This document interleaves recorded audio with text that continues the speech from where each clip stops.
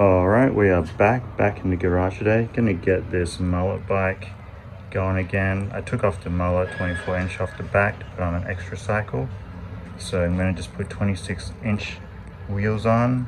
Got to take the adapter off and put the brake bosses back on and put these tires on. I thought I was going to put on a 9-speed on the back, but I got an 8, so I don't have to switch out the chain. It should be pretty easy. And yeah, I think that's basically it. It should be a pretty straightforward build just to get this going again. Yeah, I'm kind of sick of having this in parts and not being rideable, so let's see how we go. So yeah, these adapters allow you to run a smaller wheel, but I basically just flipped it. It's in the mullet build if you want to check it out. But yeah, you got to basically make sure your brake's clear.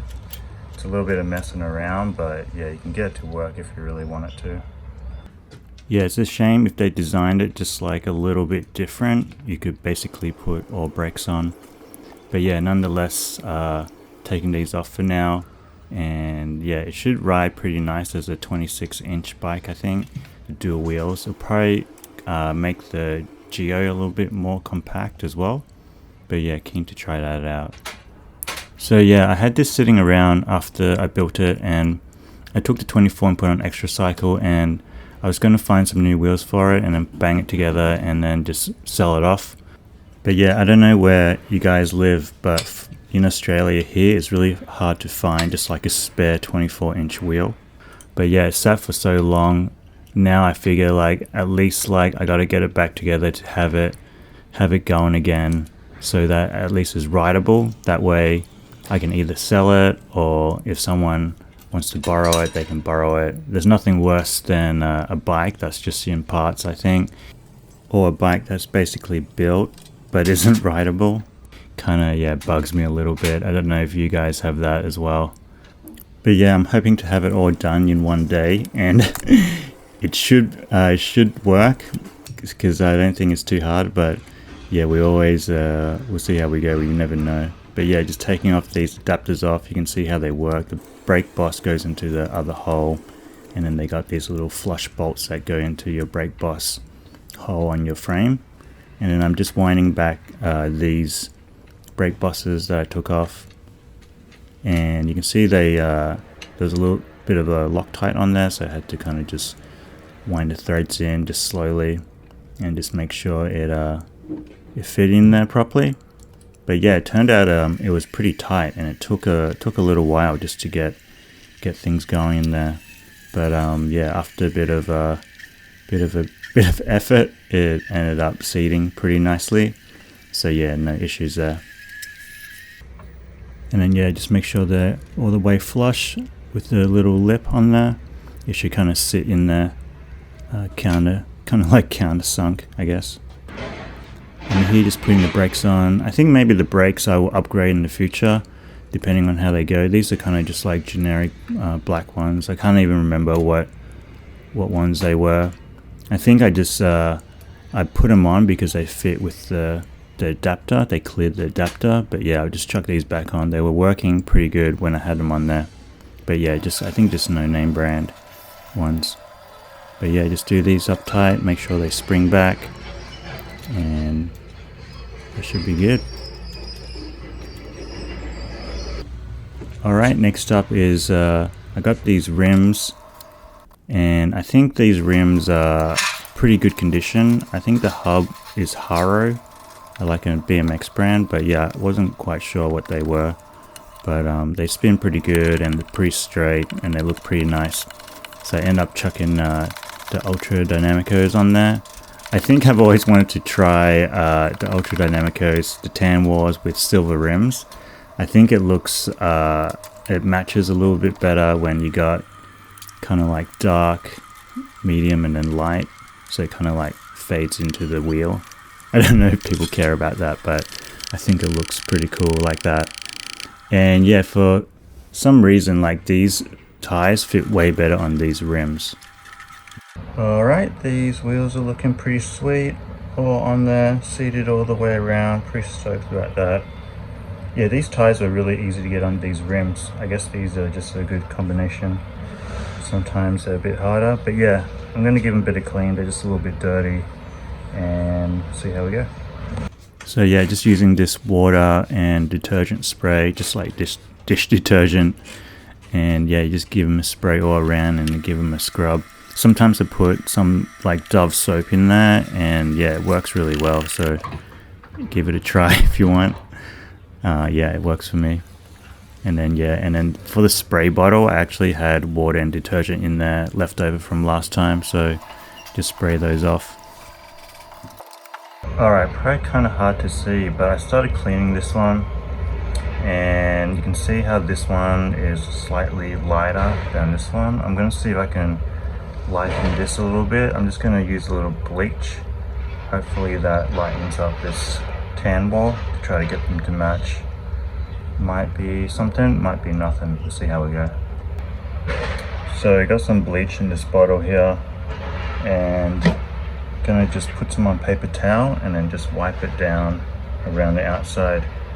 It should be all right because it's kind of slightly wet from the water.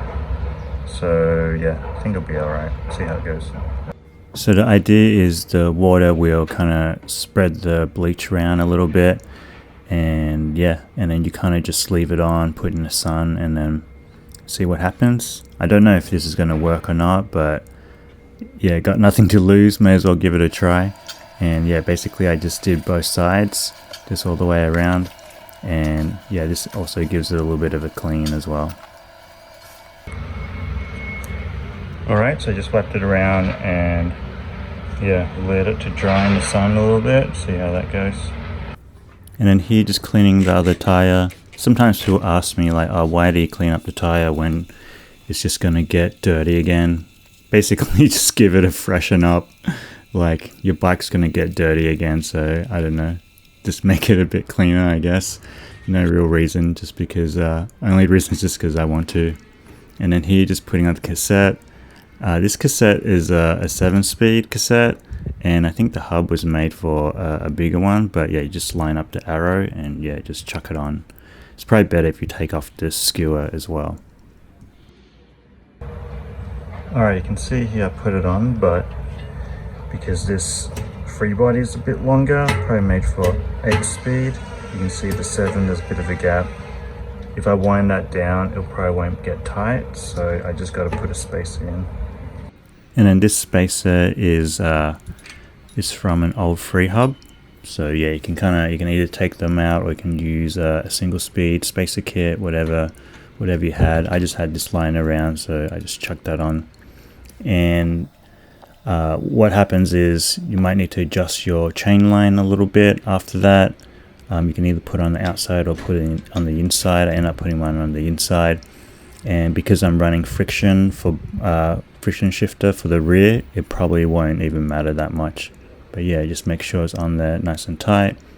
Put the skewer back on, the spring facing downwards like that, and then yeah, the wheel should be ready to go. Here I'm just thinking about chucking the wheels on, so you can see I'm a little bit crammed for space, but yeah, if you do one wheel at a time, it fits. But yeah, just chuck the wheel on the back, make sure it spins. You can see it's spinning pretty sweet, so happy with that. Sometimes when you change out the cassette, you got to change your chain length, but I think the old cassette was basically around the same range, so yeah, it should be fine. I think it's either 32 or 34, but yeah, it should work. Alright, so I chucked the bike on the stand here, and I just got to set up the limit screws. This was set up with 8, I believe. So usually I do it without the chain, but I'm going to show you how to do it with the chain. Basically, this first one, this limit here should already be set. So I'm really just setting this outboard one or inboard one. I want to stop it from going past too close to the spokes.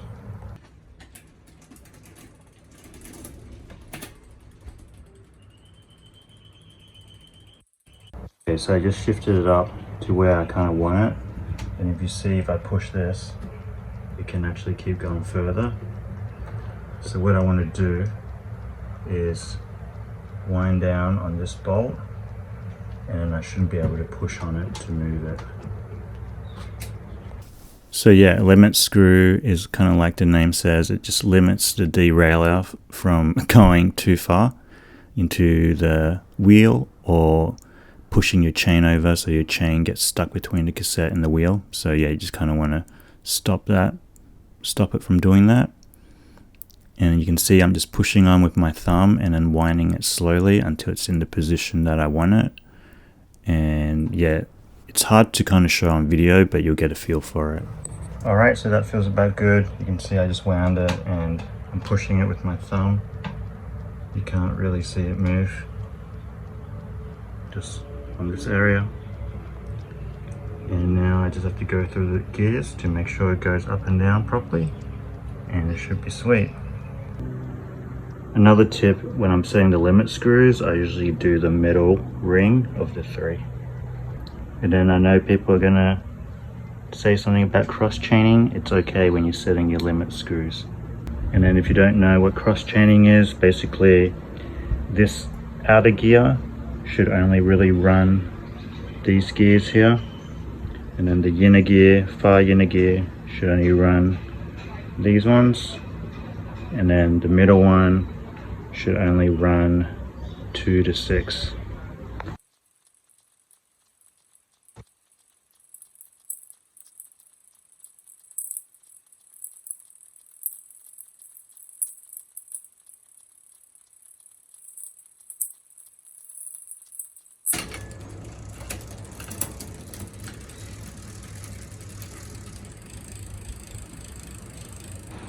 Alright, that's basically perfect. It's pretty easy because I'm doing friction gears up front, so no issues there. If you're doing index, you might need to tweak it a little bit, but yeah, this is looking good. Now to fix the brakes. Here I'm just using a little bit of brake cleaner to clean the rims, just because sometimes if you use too much detergent and stuff, you'll get residue on your rims, and the brake cleaner just kind of just wipes it straight off. And yeah, stop your brakes from squeaking. Another thing you want to check if you're putting different wheels on your bike, just make sure the wheel is kind of dished properly. You can see mine is pretty even on both sides. And then you can also check the gap on this side versus that side there. Here I'm just aligning the brake pads, since it's a different wheel, different size wheel, probably won't be lined up. And you can also add in toe if you want. Toe is just basically one side of the brake pad is a little bit higher, so the wheel can enter a little bit more smoothly. Alright, so what's happening now is this side is rubbing when I've got it loose. And then this side here, you can see there's a gap. So what I need to do is I need to tighten this screw, and this will put more pressure on the spring to pull it over. And then if I need a little bit less pressure on that screw. And then after that, you just give it a spin to make sure the wheel clears the pads. Here, just tucking in the little brake cable just in there. And then yeah, give it a spin, see how it is. Test out your brakes.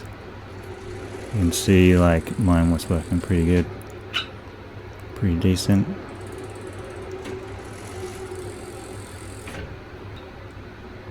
And then here just the same thing with the front. Yeah, just same thing, making sure the rim clears.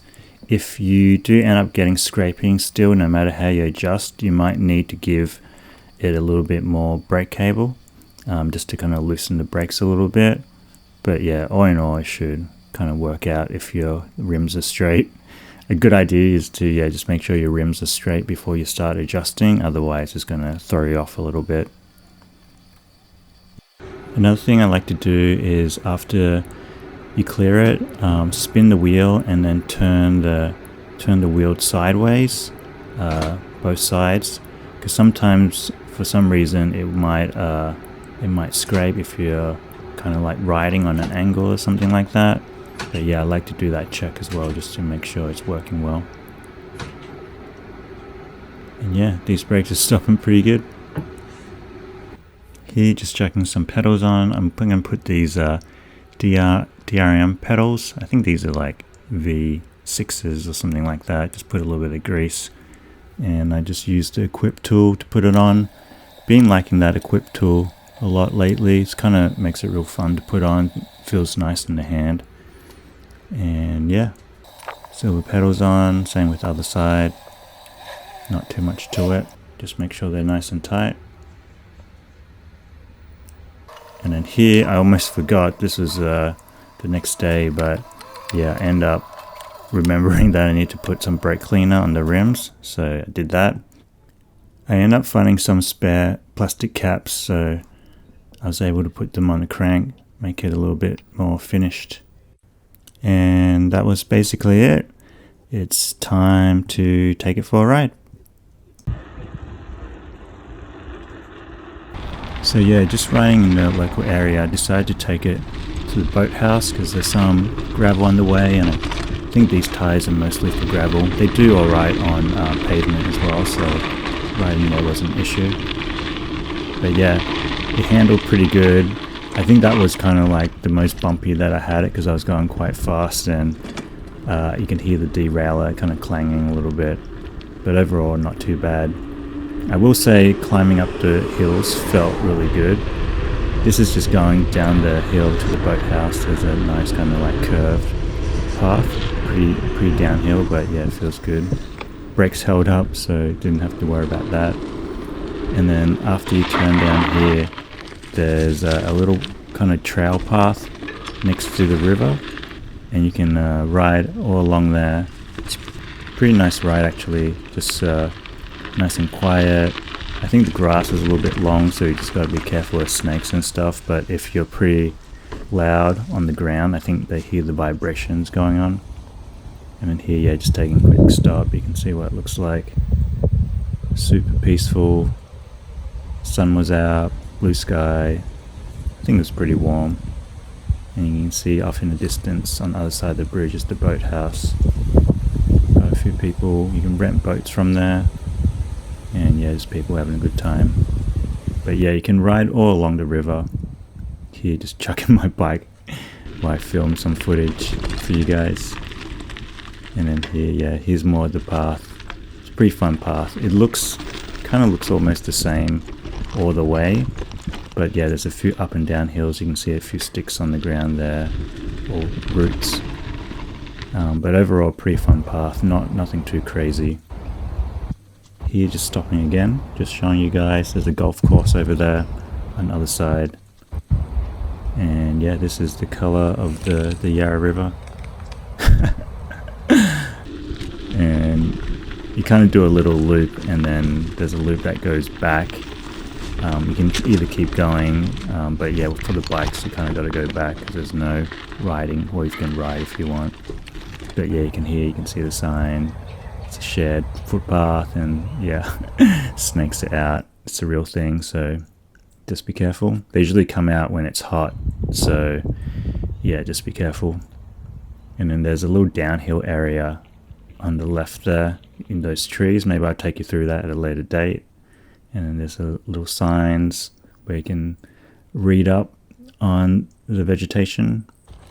Taste of Honey is a Jesus and Mary Chain song, if anyone knows. And then they have these little stick houses that people build. Nothing really going on in there, but...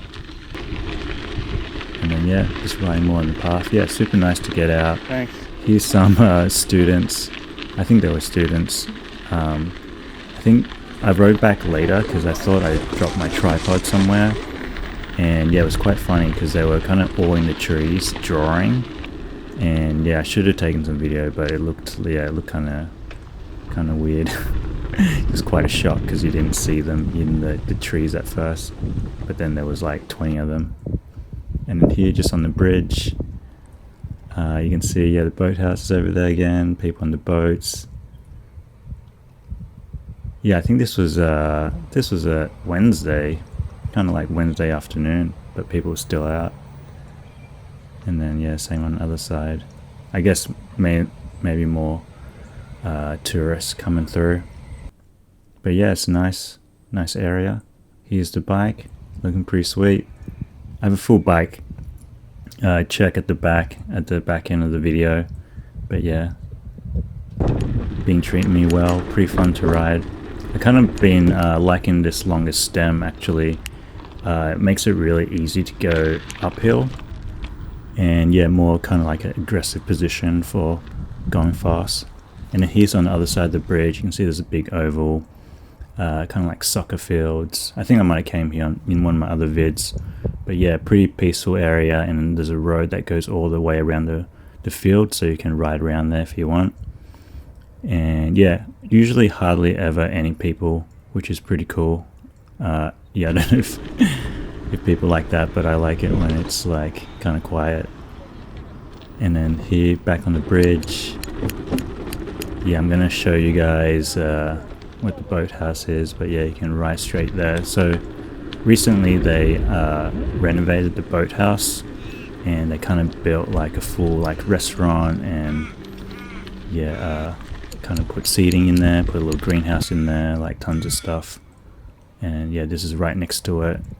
You can see, yeah, kind of all the seating. There's a little bar, and I think you can rent out that area as well. But yeah, it was quite a nice area, so it's pretty nice they did it up.